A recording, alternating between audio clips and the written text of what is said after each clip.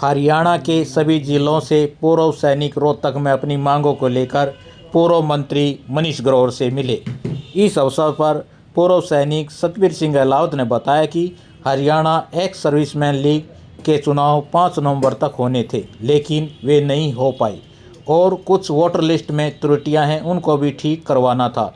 इस मांग को लेकर वे पूर्व मंत्री मनीष ग्रोवर से मिले और उन्होंने मांग की है कि इस वोटर लिस्ट की त्रुटियों को ठीक किया जाए और निष्पक्ष चुनाव करवाए जाएं। इस अवसर पर पूर्व मंत्री मनीष ग्रोवर ने कहा कि आज हमारे पास पूर्व सैनिक आए थे और उन्होंने मांग रखी है, जल्द ही उनकी मांगों को सरकार तक भेजा जाएगा और जल्द ही उनको पूरा करवाया जाएगा।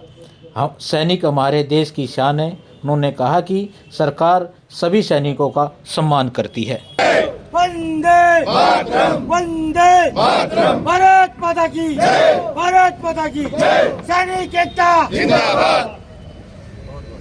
सतबीर सिंह अहलावत एडवोकेट, हम सारे पूर्व सैनिक हैं जो आज यहाँ पर उपस्थित हुए हैं। पूरे हरियाणा से आए हुए पूर्व सैनिक हैं, जिसमें सभी जिलों से हैं, लेकिन रोहतक की संख्या इसमें थोड़ी ज़्यादा है। ये क्यों इकट्ठे हुए हैं कि हमारी जो हरियाणा एक्स सर्विसमैन लीग है, इसके चुनाव होने थे जो कि 5 नवंबर से पहले चुनाव होने थे, नहीं हुए। किसी कारण से एडमिनिस्ट्रेटर बैठाया गया था और एडमिनिस्ट्रेटर ने भी काम नहीं किया। 45 दिन रहने के बावजूद वो कोई काम नहीं कर पाए, चार्ज नहीं ले पाए और वो जो पुरानी गवर्निंग बॉडी है उसके साथ मिल गए। उसके बाद में वो रिजाइन कर गए।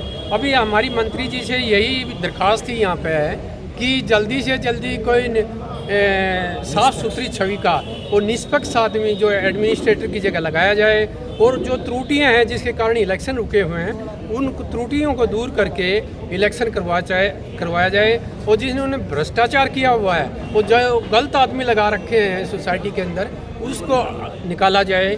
साथ में वोटर लिस्ट में इन्होंने कुछ पेड एम्प्लॉयज़ के नाम लिख रखे जो सोसाइटी एक्ट के खिलाफ हैं, उन सभी को निकाल करके इसको दुरुस्त करके और इसके नए सिरे से पहले तो प्रशासक लगाया जाए, उसके बाद में इसके इलेक्शन कराए जाए। That's all. कितने साल में चुनाव होते हैं? इसके 3 साल के बाद में चुनाव होते हैं जी, और 3 साल का टाइम 5 नवंबर 2025 को ख़त्म हो चुका था और ये इलेक्शन होने थे उससे पहले 5 नवंबर 2025 से पहले, जो कि नहीं करवाए पाए। उसका रीज़न भी यही था कि ये वोटर लिस्ट ठीक नहीं कर पाए और इन्होंने कॉलेजियम बदली कर दिए और साथ में पेड एम्प्लॉयज़ के इन्होंने नाम डाल दिए, जिसकी वजह से ये रिट पिटीशन डाली गई थी। रिट पिटीशन में ये फैसला आया था कि इनको दुरुस्त करवाया जाए, इंक्वायरी करवाई जाए। साथ में हमने 20,000 रुपये बॉन्ड के तौर पर भर रखे हैं ताकि हम गलत हों तो वो जब्त किए जाए। अच्छा, आपने भ्रष्टाचार का आरोप लगाया, क्या भ्रष्टाचार का आरोप ये है कि इसमें जैसे 60 साल से 70 साल के आदमी लगा रखे हैं जो कि इनके रिश्तेदार हैं, चहेते हैं। और ये संस्था बड़ी किस्ती की जो 40 और 45 साल तक के एक्स सर्विसमैन आ जाते हैं, उनको जब तक कैरियर में आगे नहीं सेट हो जाते हैं, उनको टाइम बीइंग 2, 4, 5 साल तक नौकरी दी जाए और आगे तक फिर आगे वो सेट हो जाएं। लेकिन इन्होंने 60 और 70 साल वाले आदमी लगा रखे हैं जो कि 2005 से बैठे हैं। वो आदमी वही आदमी लगा रखे कि इनके चेते हैं। अच्छा, क्या आश्वासन क्या मिला है आपको? हमारे को आश्वासन ये है, जैसे भारतीय जनता पार्टी की पॉलिसी है, सबका साथ सबका विकास, भ्रष्टाचार मुक्त भारत, और इसी तरह भ्रष्टाचार मुक्त Haryana and ex serviceman league का आश्वासन मिला है। और मंत्री जी ने ये कहा है कि जो भी होगा हम अपनी तरफ से उचित अच्छी कार्रवाई के लिए रिकमेंड करेंगे और इसको साफ सुथरा करवा के इलेक्शन के लिए रिकमेंड कराएंगे। अच्छा जी, एक सवाल, लास्ट सवाल और है, कौन लोग हैं जो कब्जा करे बैठे हैं? इसमें वही लोग हैं जो 2005 से शुरुआत बड़ी अच्छी हुई है हमारी इस सोसाइटी की।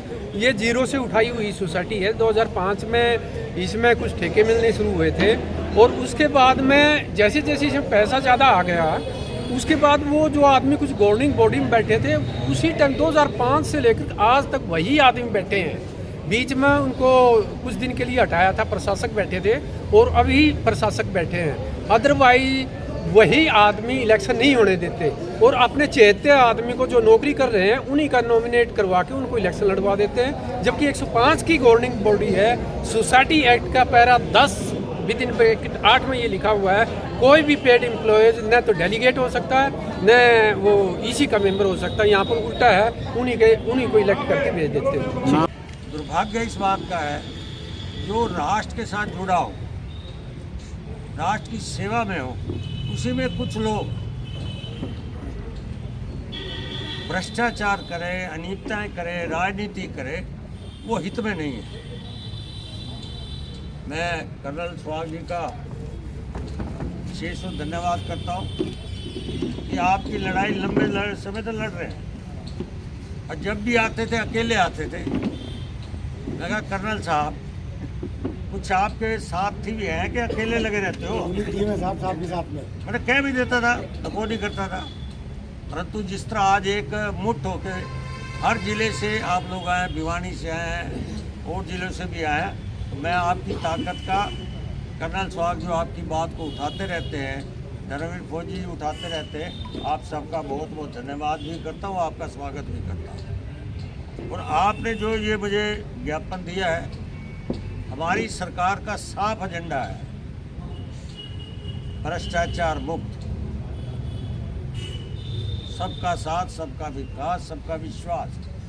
उसी तर्ज में आपने लिखना है कि इस मतदाता सूची में अनियमितताएं बरती हुई हैं, एक नाम से कई वोटर बने हुए हैं, बिल्कुल, और जो डेथ हो गए उनकी भी सूची में नाम है। ये कापी मेरे पास आपने दे दी है। इस कापी को मैं अपने विभाग, जो हमारा बोर्ड है, सैनिक बोर्ड, उनको मैं अपनी तरफ से भी पत्र लिखूंगा, आपकी ये कापी भेज दूंगा, इसकी अनियमितताएं हैं, इसको ठीक करवाया जाए, तब चुनाव कराया जाए। दूसरा आपने लिखा कि इस पर प्रशासन बिठाया जाए। मैं आपकी मांग को देखते हुए जो भी ठीक होगा, जो आपके हित में होगा, जो ठीक काम करने वाला होगा, उसको प्रशासनिक की नियुक्ति के लिए भी आपकी रिक्वेस्ट भेजूंगा। ये आपसे मैं कह रहा हूँ।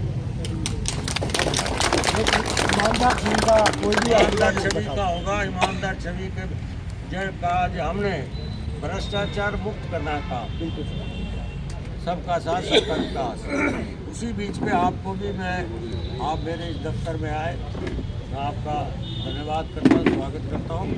आपकी जो इसमें शिकायतें हैं, उस शिकायतों को माननीय मुख्यमंत्री तक और इस बोर्ड के जो हमारे चंडीगढ़ में बैठे उन तक ये बात पहुँचाकर आपकी भावना को आगे बढ़ाऊँगा, जिसमें साफ साफ ठीक वोटर लिस्ट छानबीन हो जाए, जिससे कोई दिक्कत ना आए और आपको प्रशासन जल्दी कोई ना कोई नियुक्त कर देंगे, ये मैं आपको विश्वास दिलाता हूं।